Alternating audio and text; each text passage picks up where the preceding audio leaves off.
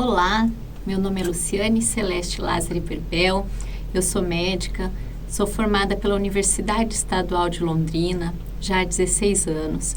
Eu trabalho aqui no Paraná, na cidade de Cascavel, onde eu atuo na minha especialidade, que é a endocrinologia. E justamente por trabalhar nesta área, eu atendo muito o público feminino. Meu consultório tem muitas clientes que são mulheres. E daí partiu esse convite para eu estar aqui hoje falando com vocês. Eu quero agradecer primeiramente ao convite feito pela Rosimeire, representando a Comissão da Mulher Contabilista do Paraná, para falar de um assunto que eu gosto muito, que é para falar de saúde e qualidade de vida na mulher. Mas, doutora, né, você pode estar se perguntando, você veio falar de saúde porque não era assim, né, bem de saúde que era para você falar, de qualidade de vida. Você foi chamada aqui para falar do Outubro Rosa, né, que é mais sobre doença. Mas, assim, o que é o Outubro Rosa? O Outubro Rosa, ele é uma campanha de conscientização que tem como objetivo principal a mulher alertar as mulheres sobre a importância da prevenção e do diagnóstico precoce do câncer de mama. Pois é isso mesmo que é essa campanha que hoje a gente está conversando. Mas prevenção vai muito além da gente falar da importância do diagnóstico precoce, da realização de mamografia, do autoexame, porque isso eu vou deixar para os meus colegas ginecologistas, mastologistas virem falar, porque eles sabem muito mais disso do que eu. O que eu quero falar mesmo é da prevenção que eu gosto, que é antes de desenvolver a doença. O que eu vim falar hoje, então? Sobre a importância dos hábitos de vida. Eu quero falar sobre a saúde no sentido integral da palavra, para que a gente possa trazer saúde para o seu dia a dia. Bom, o câncer de mama é o tipo mais comum de câncer entre as mulheres no mundo todo. E quais são os fatores de risco que as mulheres podem ter, ou seja, quais são as condições que uma mulher tem que podem facilitar o desenvolvimento dessa doença? A idade, ele é mais frequente com o envelhecimento, o histórico familiar, ou seja, a tendência genética de cada pessoa, o hábito de fumar, o tabagismo, o consumo de bebida alcoólica, o fato de estar acima de peso, então o sobrepeso e a obesidade, o diabetes e o sedentarismo. Esses são os fatores mais comumente associados ao câncer de mama. Dessas condições, tirando a idade e o fator genético, que foram os primeiros que eu falei, todos os outros são fatores de risco modificáveis, ou seja, eu consigo interferir. Eu vou começar falando, então, do tabagismo. E quando eu fui procurar artigos, informações para trazer aqui, eu fiquei pensando o que eu poderia falar para essas mulheres, né, em relação ao cigarro. E mesmo digitando ali no Google, eu percebi que tem muitas campanhas. Hoje a gente tem informação abundante sobre o cigarro, até nas próprias caixinhas de cigarro a gente já tem fotos explicativas, né, dos riscos, das doenças associadas. Então eu resolvi falar para você só uma coisa: pare de fumar, né? Ok, eu sei que não é fácil, então eu resolvi falar um pouquinho sobre como parar de fumar. Por quê? Muitas vezes quando uma pessoa tem um vício, uma dificuldade de largar um vício como cigarro, as pessoas falam para ela: nossa, você precisa ter mais força de vontade, né? Ou vou ter vergonha na cara e vou mudar isso. E, infelizmente, o vício, ele é uma doença. Não é só com força de vontade que a gente consegue vencê-lo. Claro, a força de vontade, ela é o combustível que inicia essa busca. Mas é importante, toda pessoa que queira parar de fumar, que ela saiba que tem ajuda. Hoje, o tabagismo é reconhecido como doença.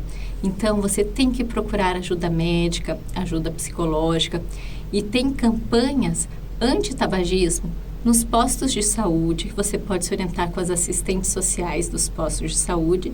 E muitos convênios têm também essa campanha anti-tabagismo. Existem medicações, adesivos de nicotina que podem ser utilizados.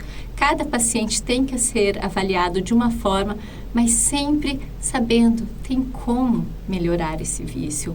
Ou seja, se fumar está associado ao câncer de mama, pare de fumar. Vamos prevenir desta forma. Procure ajuda, porque tem estratégias para você e para todo mundo que precisa. Bom, eu falei de um vício que é o cigarro. Agora eu vou falar do segundo, que era aquele segundo fator de risco que eu falei, que é o consumo de bebida alcoólica. Sabe aquela história de que beber uma tacinha de vinho todos os dias faz bem? Pois é, a história não é bem assim, né? Antigamente, alguns estudos ligaram o consumo de vinho com benefício para as artérias do coração, nossas coronárias, e aí começou essa cultura de que beber o vinho faria bem, muito pela quantidade de resveratrol dessa bebida.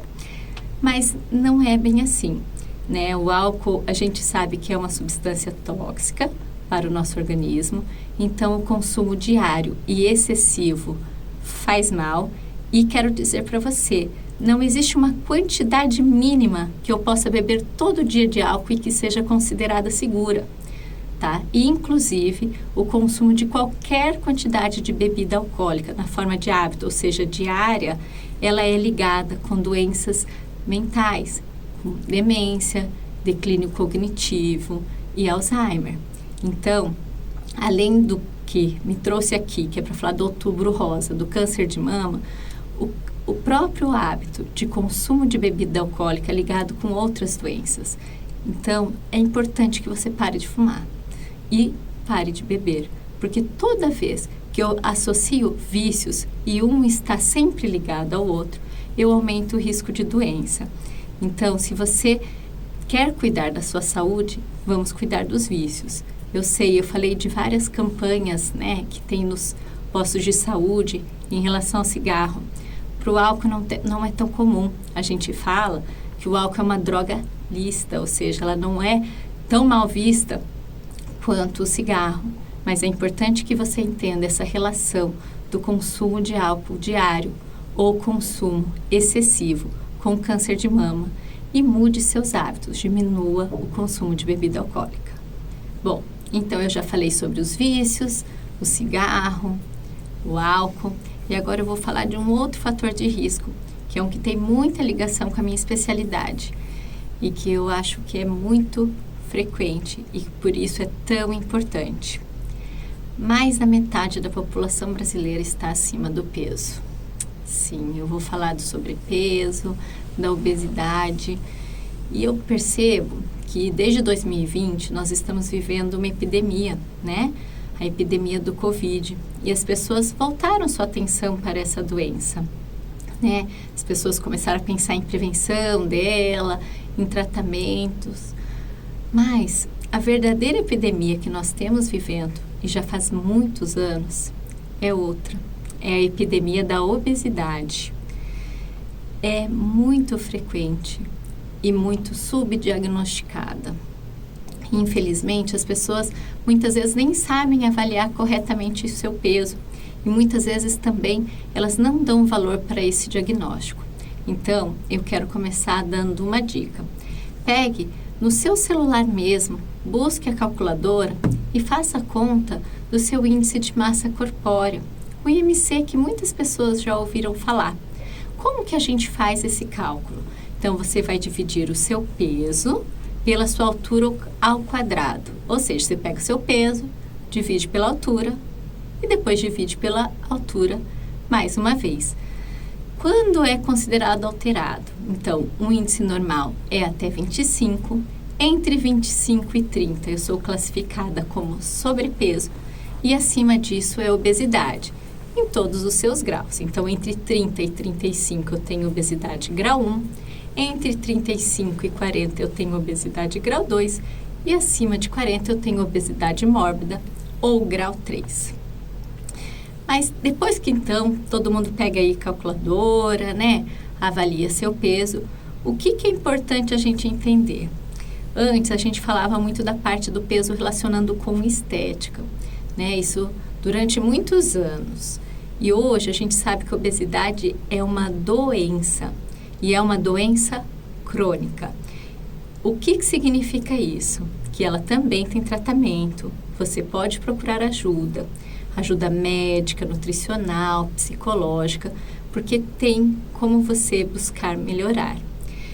Por exemplo, se um paciente ele é diabético e ele chega no meu consultório e ele está com a glicemia alta, né? Aquela glicose no sangue acima de 200, 300, ele vem até meu consultório, eu passo uma medicação para baixar essa taxa de açúcar dele. E aí, abaixo o açúcar, né? Então, eu falo, olha, o senhor está com o seu diabetes bem controlado. O que vocês acham? Que eu vou falar para ele assim, tchau, vai embora e nunca mais volta aqui? Não vou. Então, o senhor vai continuar usando o remédio, continua se cuidando, volta daqui 6 meses, a gente vai fazer o exame novamente. E a obesidade é uma doença como o diabetes, que é uma doença crônica, que existe tratamento e acompanhamento. Então, se você está obeso, sobrepeso, procure ajuda e faça o tratamento. É um tratamento de longo prazo. Não adianta você buscar soluções que tenham resposta muito rápidas e milagrosas, porque isso não vai tratar a sua doença que é crônica, né? Imagine só, se você tem seu pai, sua mãe que são hipertensos e eles estão usando medicação. Vocês alguma vez já ouviu alguém falando assim, olha, medi minha pressão hoje, tá boa, eu nunca mais vou tomar remédio? Não, né? Porque toda doença crônica exige do paciente vigilância e acompanhamento. Então, vamos reconhecer o excesso de peso na forma de sobrepeso e obesidade como doença e buscar auxílio para que a gente consiga controlar essa doença e se manter bem. Mas tá bom, o que o excesso de peso tem a ver com o que a gente está falando aqui da campanha do Outubro Rosa, né? Como que o excesso de peso pode interferir no câncer de mama, que é o objetivo que me trouxe aqui hoje? Bom, primeiro a gente tem que entender que essas células de gordura, né, que são os adipócitos, eles são considerados hoje um órgão endócrino. O que é isso?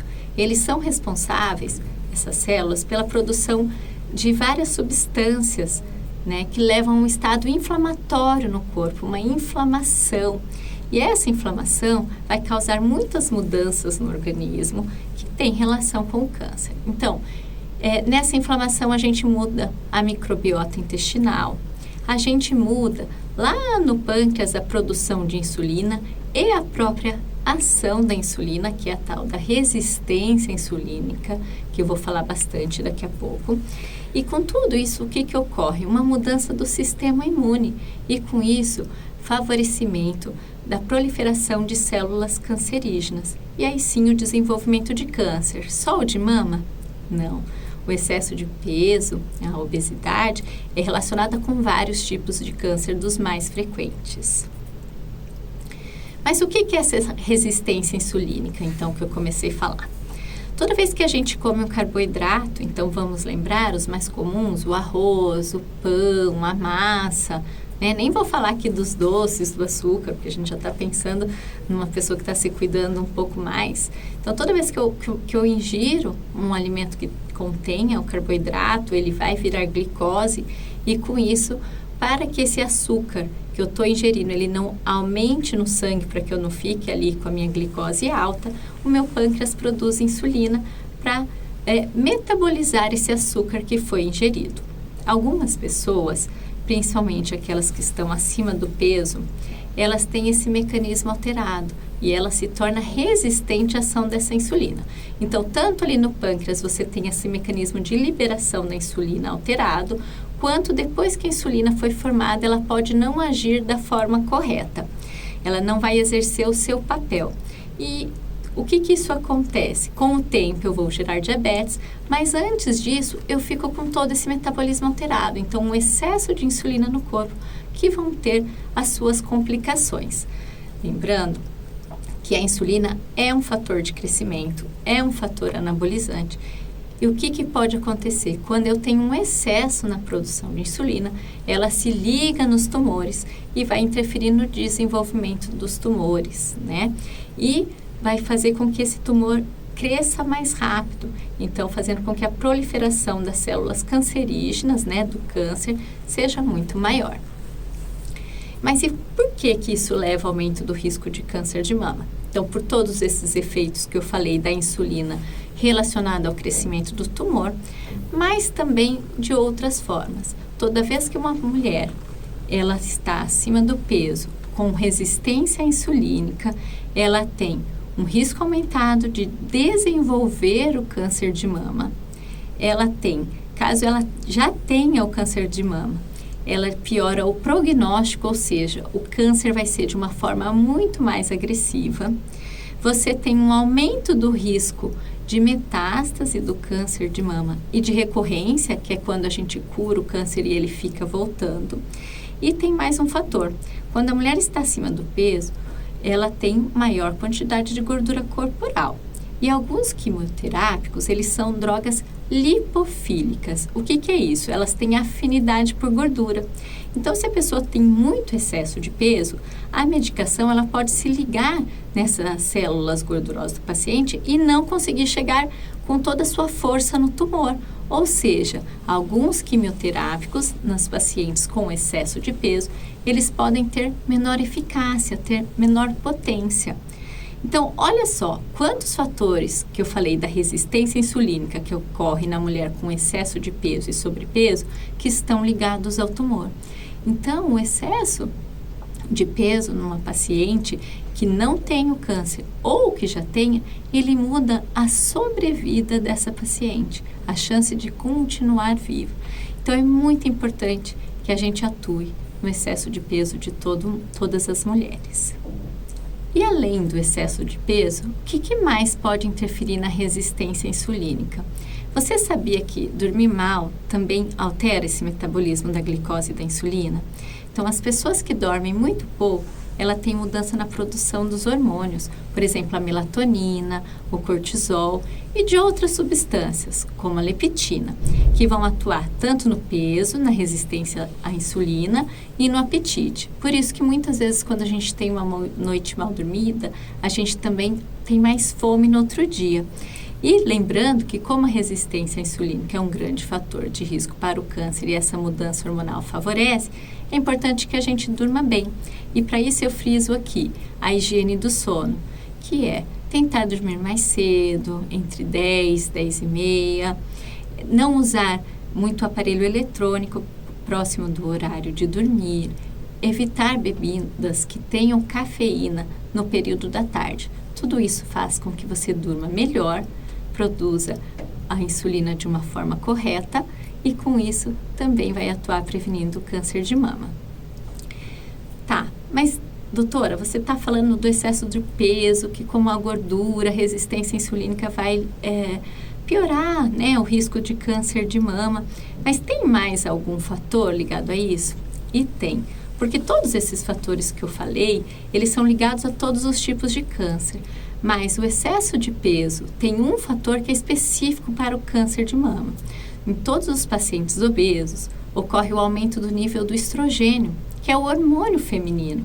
E esse excesso de estrogênio pode também estar associado com o câncer de mama, levando a mutações e o aumento da carcinogênese. O que eu percebo? Muitas mulheres, elas têm medo da terapia de reposição hormonal com o hormônio feminino quando elas entram na menopausa, por medo do desenvolvimento do câncer de mama, mas não pensam que o próprio fato de estar acima do peso já está tendo um excesso do hormônio feminino, né? E aí, aproveitando esse gancho da terapia de reposição hormonal, eu quero dizer que a menopausa é, sim, uma fase muito delicada na vida da mulher, porque ocorrem muitas mudanças no corpo, na energia, na sexualidade, na mente, levando a muitos sintomas físicos e emocionais. E muitas mulheres não buscam tratamento ou temem o tratamento de reposição hormonal por medo do câncer de mama. Realmente, se você tem na família algum familiar, né, ou de primeiro grau, então principalmente mãe ou irmã que tiveram câncer de mama, você tem que ter essa preocupação, é uma das contraindicações. Mas, no geral, o que a gente precisa? Quando senta um paciente na minha frente, eu sempre tento colocar o risco e o benefício de cada tratamento. Se a menopausa está interferindo na tua qualidade de vida, no teu sono, nos seus sintomas, é importante que você avalie quanto à necessidade de reposição hormonal ou não, pensando na sua saúde, na saúde óssea. A osteoporose é muito frequente nessa fase. Então, antes da gente ter esse medo excessivo em relação à terapia de reposição hormonal, marque uma avaliação se você está na menopausa, porque tem como melhorar a tua qualidade de vida. Bom, continuando falando então dos fatores de risco, eu já falei do sobrepeso, do diabetes, do tabagismo, do álcool e agora eu vou falar do sedentarismo. A falta de atividade física. 12% das vítimas do câncer de mama poderiam ter sua vida poupada se elas praticassem atividade física regularmente, ou seja, pelo menos 150 minutos de exercício por semana. Uma publicação recente da revista Nature mostrou que no ano de 2015, no Brasil, 2.075 mortes por câncer de mama poderiam ter sido evitadas se as pacientes realizassem ao menos uma caminhada de 30 minutos por dia, 5 vezes por semana. Então, se você pratica menos de 150 minutos de exercício por semana, você é considerado sedentário. E como que o exercício interfere, né? Uma simples caminhada, que quase todas as pessoas têm condições de fazer, já gera grandes benefícios na saúde. A bicicleta também é uma excelente alternativa, principalmente para as pessoas que têm dor no joelho. Agora, se você tem uma dor muito grande, uma limitação, você tem outras opções de atividade física, por exemplo, algumas com menos impacto, natação, hidroginástica.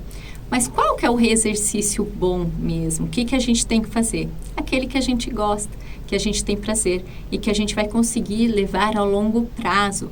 E o ideal é que de preferência seja associado sempre a atividades físicas aeróbicas com musculação. Para resumir, todos esses fatores que eu vim falando até aqui, eles são modificáveis, ou seja, se você começar hoje essas mudanças, mesmo que aos poucos, você vai trazer muito benefício para a sua vida. E quando eu falo em prevenção, eu vejo muitos pacientes pensando em testes genéticos, né? Realizar exames mais aprofundados. Tem até a questão da mastectomia bilateral preventiva, que ficou muito famosa no caso da Angelina Jolie, que fez o teste, ficou essa discussão sobre a retirada ou não das mamas. Mas o que eu vejo?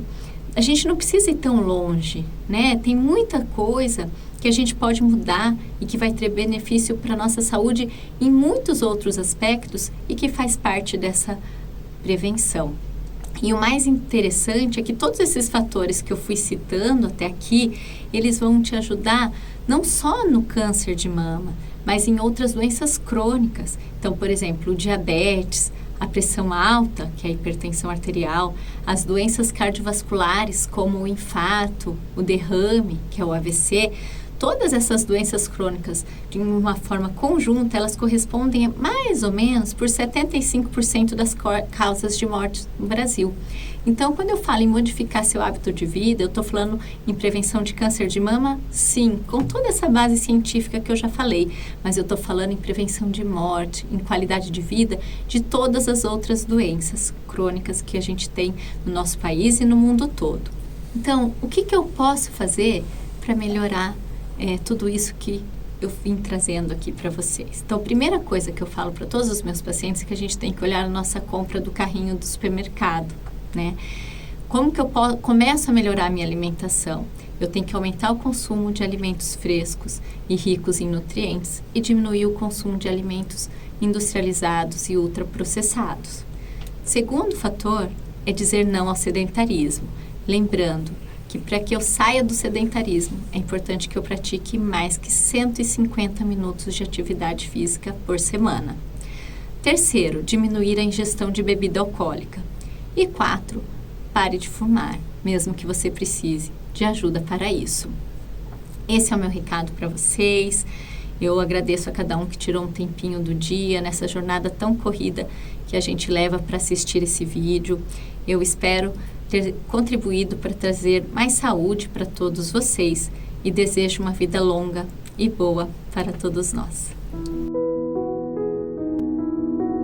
Olá, eu sou a Milena, tenho 32 anos, sou de Curitiba. Esse é o Henrique, o meu filho de 8 anos. Quero contar para vocês que aos 29 anos eu tive um diagnóstico de câncer de mama.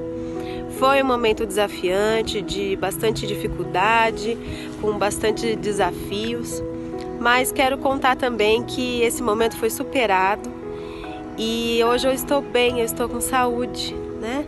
Então quero deixar essa mensagem de encorajamento, de força para quem está passando por isso e dizer que é possível atravessar esse diagnóstico, atravessar esse deserto, que é um tratamento como esse, né? E é possível.